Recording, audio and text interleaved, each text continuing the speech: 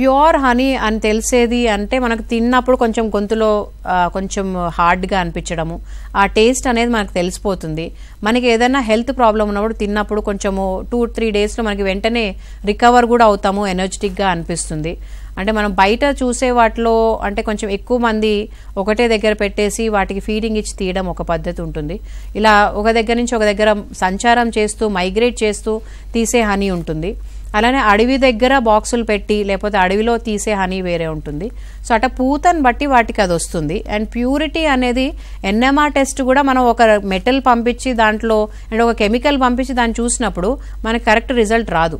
So honey ఒక్కటి మాత్రము మనము ప్యూరిటీగా ల్యాబ్స్లో టెస్ట్ చేయడము కష్టము. అండ్ మనకి ఇప్పుడు ఓన్లీ గ్లూకోజ్ ఎంత ఉంది, సుక్రోజ్ ఎంత ఉంది, కార్బోహైడ్రేట్స్ ఎంత ఉన్నాయి, ప్రోటీన్స్ ఎంత ఉంది, ఫ్యాట్ ఎంత ఉంది, ఇవే చూస్తారు. కానీ ప్యూరిటీ అనేది మనకి ఎక్కడా కూడా ఏ టెస్ట్లో కూడా ఎన్ఎంఆర్ అంటే న్యూక్లియర్ మ్యాగ్నెటిక్ రెజొనెన్స్ టెస్ట్లో కూడా మనకి ఖచ్చితంగా ఇది ప్యూర్ అని మనం చెప్పలేం. ఎందుకంటే వాళ్ళు ఒక కెమికల్ పంపించి ఇది ఒక దానికి ఒక కెమికల్ కాంపోజిషన్ ఇస్తారు.